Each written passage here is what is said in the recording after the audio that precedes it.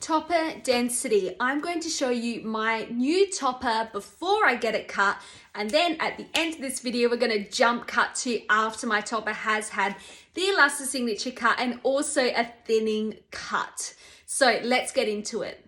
This is my new topper that I have had beautifully custom colored to match my hair perfectly, and I am absolutely obsessed with this piece. Now, this piece has not had any cut done to it, so I just want to give you like a visual of how dense our toppers are. Our toppers are all handmade, so every individual hair in the silk top is hand sewed into the silk. So sometimes it can vary ever so slightly, but for the most part, this sort of level of thickness that you can see here is what you would generally find with any of our toppers, regardless of what size it is, because the majority of the density of the hair does come from that silk area, which is our 4x4 inch section inside. The amount of hair on the wefting is much less than the amount that is sewn onto the top. So that is where the majority of the density comes from. Now, I want to give you just this video is a real visual of what our toppers look like. The hair is evenly dispersed all over the cap, so there are no gaps or anything like that. The hair on the silk top, is evenly all sewn in absolutely perfectly, and that is where you can move your part line. You just need to spray it with a little bit of water, wet it, move it to where you want it to go, and then blow dry the hair to set it into the new position. I'm going to put this on my head just so you can get a real visual of how much extra additional hair the topper gives me. Very common fear. I want a topper, I want more hair, but I don't want it to look like I have more hair. Now, this is a little bit of an oxymoron, a bit of a because you will look like you have more hair. That is the point of wearing more hair. However, I think what you're saying is you want it to look natural. My hair's actually looking quite thick. I've just put a whole bunch of fibers in my hair, which is just like making it look really voluminous, which is great. I think you're saying you want the topper to look natural and you don't want people to suspect that you're wearing hair. Trust me, both of those things will be absolutely fine. Good to go. I'm going to blend this topper into my hair just how I would, so you can see what it looks like when I have more hair on. Obviously, it does look like I have more hair and there is more volume, but in my opinion, and lots of other people's opinion, it looks completely natural and absolutely beautiful. I need to still brush it through. Now, bear in mind, this is a topper without any cutting, any thinning. This is literally straight out of the box. So this is what you can expect the volume to look like straight out of the box. We describe our density as a medium density. Density is a bit of a tricky one because there's no universal standards. It's like low. If we go lower density than this, it's going to start looking very sparse in the silk top. We have tested it before. It's not really a great look. So this is the perfect density. If we go lower, it starts to look like there is something iffy. There's something a little bit problematic. So we've done a lot of trial and tests to get this perfect density, which our customers absolutely love.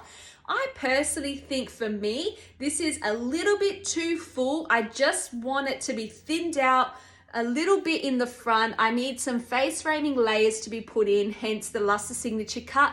And I also need some additional thinning out in the front just to give it more movement, more shape. You'll find that it's difficult for me to show you on camera what a thinned out topper looks like. It's more about how it feels and how the hair moves. So after I have this cut, I will put the new video clip here, but let's just have a look at the density of a piece that is out of the box and not cut at all. I'll turn around at the back.